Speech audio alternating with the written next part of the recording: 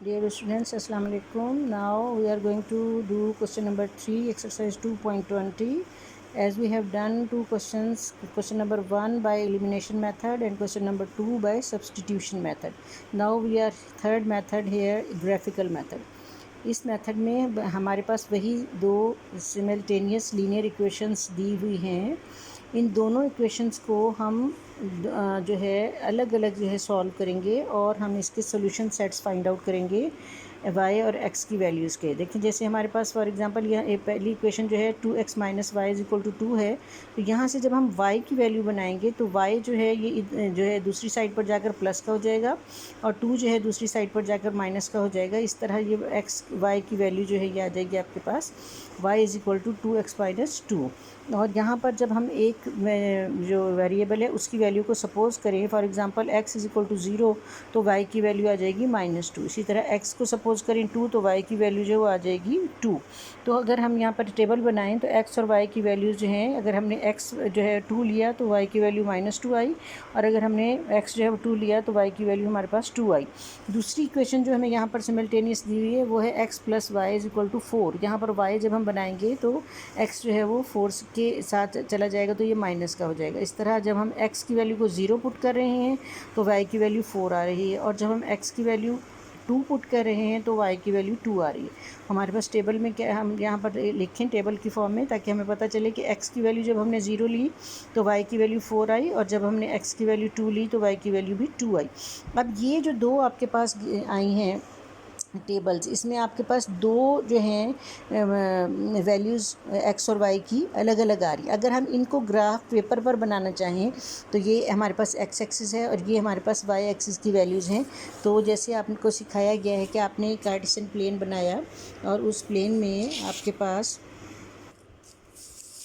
देखिए इस Cartesian plane में आपने वैल्यूज़ जो हैं वो यहाँ से पॉजिटिव साइड, नेगेटिव साइड और ऊपर y की पॉजिटिव साइड, नीचे नेगेटिव साइड है, ये आपको हम सिखा चुके हैं।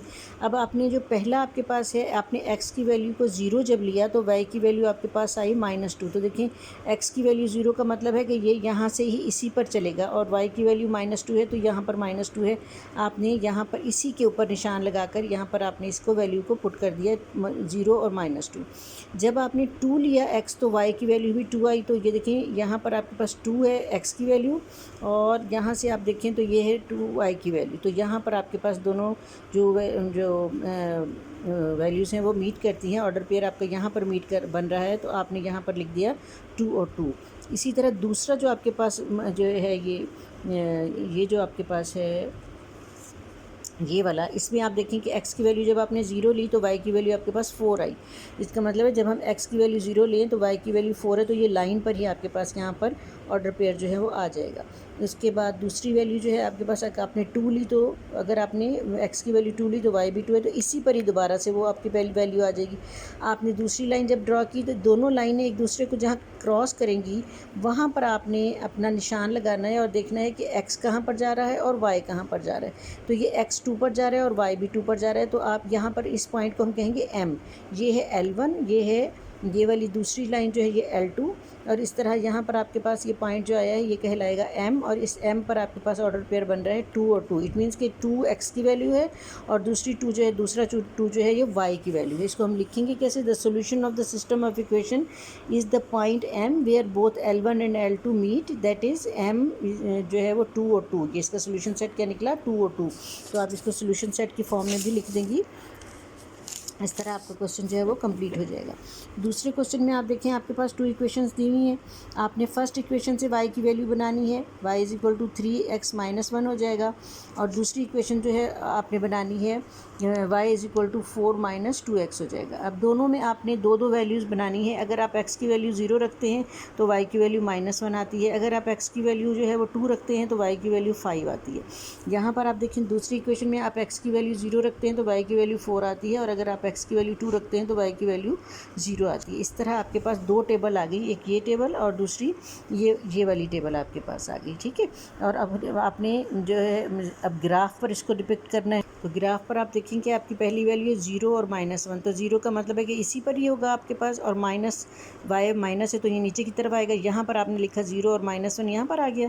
और उसके बाद दूसरी वैल्यू है 2 और 5, 2 आपका है पॉजिटिव और 5 आपका है y का पॉजिटिव ऊपर, यहाँ पर आपने मीट किया और ये दोनों पॉइंट जो है आपने इस तरह लाइन से ज्वाइन कर दिए, तो ये आपके पास L1 आ गया, ठीक है, ये आ गया L1। उसी तरह आपने दूसरी जो लाइन है उसमें आपने देखा 0 लिया, आपका x एक्सिस 0 है तो ये लाइन पर ही चलेगा, y एक्सिस 4 है तो 4 पर यहाँ पर आपका निशान आ जाएगा। 2 आपने वैल्यू ली x एक्सिस, तो यहाँ पर 2 है और y की वैल्यू 0 तो इसी पर ही निशान आ जाएगा। अब ये दो डॉट्स जो है ये और ये आप ज्वाइन करेंगे तो यहाँ पर इस तरह ये जो लाइन बन रही है ये आपके पास क्या कहलाएगी, L2, यानी L1 ये आपकी L1 लाइन है और ये आपकी आपकी L2 लाइन है। L1 और L2 जहाँ पर एक दूसरे को कट करेंगे उस पॉइंट को आपने मेंशन करना है और वो पॉइंट कहलाता है M, ठीक है, मीटिंग पॉइंट कहलाता है। इसमें आप देखें तो x की वैल्यू आप देखिए x कहाँ पर मीट कर रहा है, देखिए ये लाइन देखिए ये यहाँ मीट कर रही है, ये x है, और y कहाँ मीट कर रहा है, देखिए ये यहाँ मीट कर रहा है, तो ये y की वैल्यू है 2, तो ये M जो है मीटिंग पॉइंट आ जाएगा 1 और 2।